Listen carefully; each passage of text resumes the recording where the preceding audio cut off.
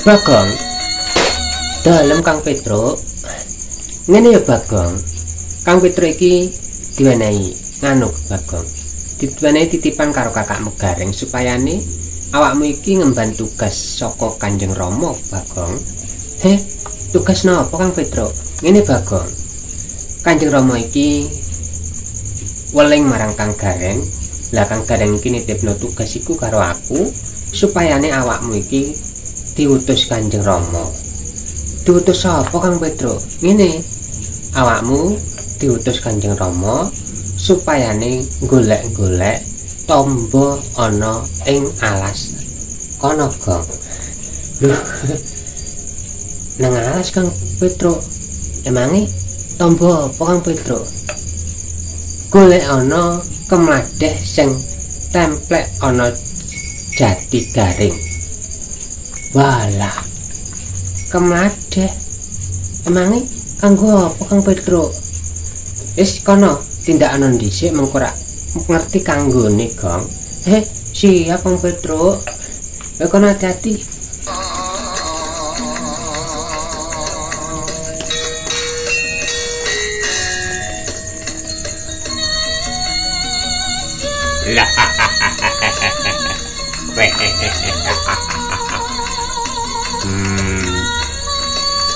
Di sana. Pak Buto. Kepiye? Emangnya ana apa Pak Buto? Ana apa? Ngene. Duwe kekarepan lan kowe tujuanmu apa ngancik ngambah ana ing alas kene? Pak Buto. Pak Buto. Kapan aku rabi karo mbokmu? Nih lho, Buto. Kepiye? Sak temene ngono aku netepi tugas saka Kang Gareng, dititipno saka Kang Petro. Aku diutus, golek-golek nang kene lho Pak Buto. Golek apa? Emangnya nek tak doi arep mbok bantu. Bantu. Iki ngono wis kowe nyalahi aturan.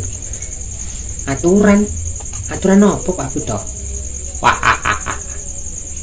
Pak Buto. Sing genah nyeluk. Aku iki Kang jejuluk. Jenengku Buto Terong.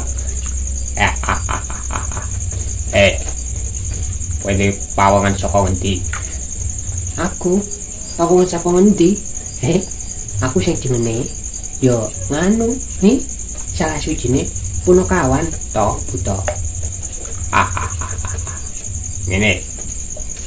Mangaten ana sira. Yen kowe kepengin urip slamet uripmu, ora pecat nyawamu saka ragamu. Ya mangaten ana. Sing mbok ambah mbok ancik iki dudu. Dudu kawasane jalma biasa. Iki ngono.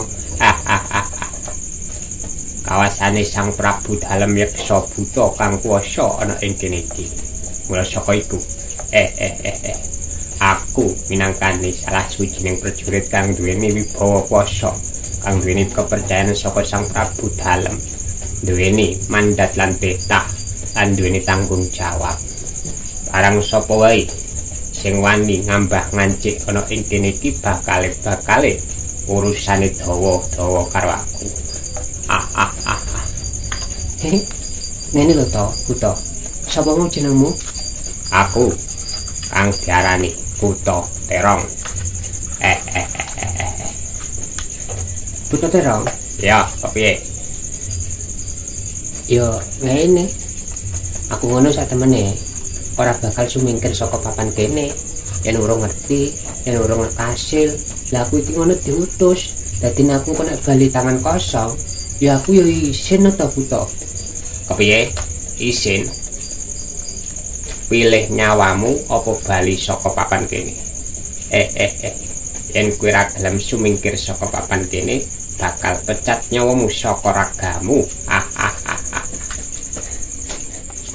Ngene to Buto. Kepiye? Ya aku ngono ya ngene. Jenengku perkenalkan dhisik.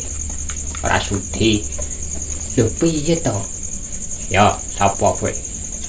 Aku Kang diarani Dimas Bambang Bagong. Kepiye? Bagong. Bagong. Iya. Bagong. Yen kowe gelem slamet uripmu, aja nganti gawe Sang Prabu murka. Yen kowe nganti gawe Sang Prabu nyeksa buta kang kuwasa ana ing kene iki bakal nyesel ngurimu. Merga bakal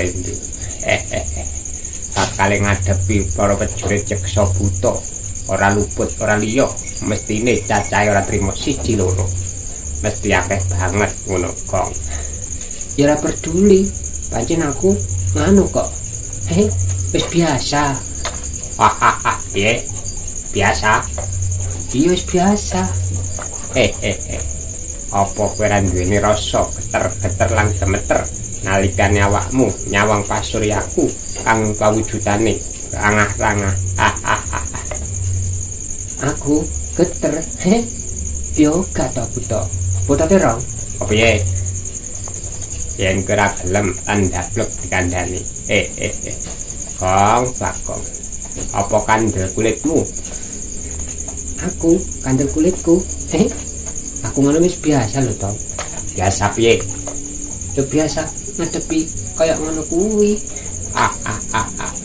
Ya, yen kepancing sekti mandraguna. Tampan ana ajiku. Kok yen kowe pancen sekti. Ya. Ya.